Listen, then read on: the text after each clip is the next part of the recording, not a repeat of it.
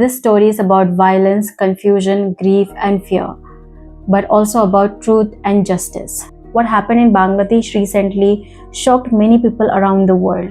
Hi, my name is Sajda. Welcome back to my channel. Today I'll be telling you the ongoing unrest and protest in Bangladesh and also the story of Deepu Chandra Das. Deepu Chandra Das was a young man of about 27 years old.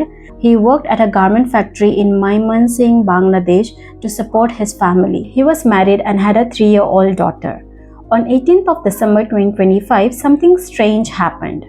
Deepu was accused of making some derogatory remarks about our Prophet Muhammad by some people during a factory event. This accusation spread very quickly and caused panic. A crowd of people gathered, attacked him, beat him severely, and brutally killed him. After that, they tied his body to a tree and set it on fire beside a highway. Video of this incident circulated online very quickly and immediately caught people's attention. His death caused sadness and anger among the people around the world. Later, police confirmed that they could not find any evidences that Deepu had made such derogatory remarks about Islam. Deepu's brother informed the police that Deepu had some disputes with his colleagues.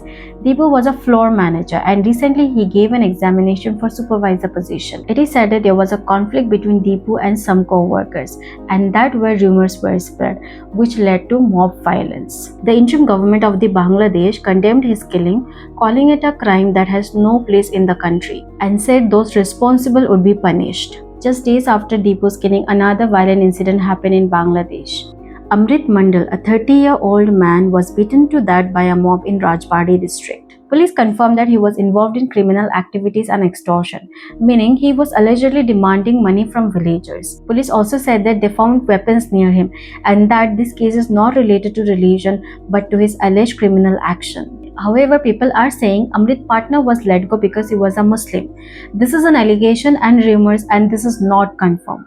This violent killing did not happen in isolation. Bangladesh was already tense after a popular student leader was shot and later died. Sharif Osman Hadi, a well-known figure in the 2024 student protest that led to major political changes in Bangladesh. On 12 December 2025, he was approached by two gunmen and he was shot on the head. He was transferred in critical condition to a hospital in Singapore, where he later died from his injuries. Bangladesh police stated that they have identified the two attackers who allegedly fled to India. This information fueled the anger and rumors. Some Bangladeshi people are saying, again this is an allegation and nothing is confirmed, that Indian authorities are involved in Osman Hadi's murder. Osman Hadi's that triggered mass protests across Bangladesh. People were sad, angry and frustrated. As protests grew, tension turned into violence in many places. The offices of two major Bangladeshi newspapers, the Daily Star and Pratham Alo, were set on fire during clashes. The journalists were trapped inside the building. However, no one died and everyone was rescued on time. The interim government, led by Nobel Peace Prize winner Muhammad Yunus, has repeatedly called for calm. They said violence is unacceptable, mob justice and rumors must stop. The government offered support to the family of Deepu Chandra Das and promised justice would be done. Despite this, minorities in Bangladesh feel unsafe and fear more violence. These incidents did not stay inside Bangladesh. In India, many people are disturbed by what happened to Deepu Das. Protests took place in cities like Delhi and Kolkata, where people demanded justice and condemned the violence. The Indian government also expressed concern over attacks on minorities in Bangladesh and urged the Bangladeshi government to take action. Because of this, the relation between India and Bangladesh are more tense. Some people in India are trying to turn this into a Hindu-Muslim issue. One user said, India should learn from Bangladesh and Pakistan on how to treat minorities. From this statement, I can understand one thing, as if they are trying to justify the killing of Deepu Chandra Das.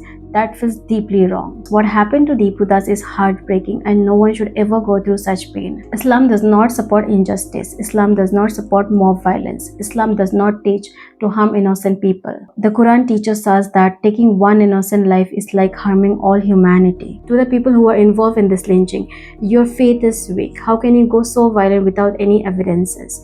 You have a legal system in your country. If Deepu had truly committed the crime, you would have dragged him legally. Who gave you the right to take someone's life?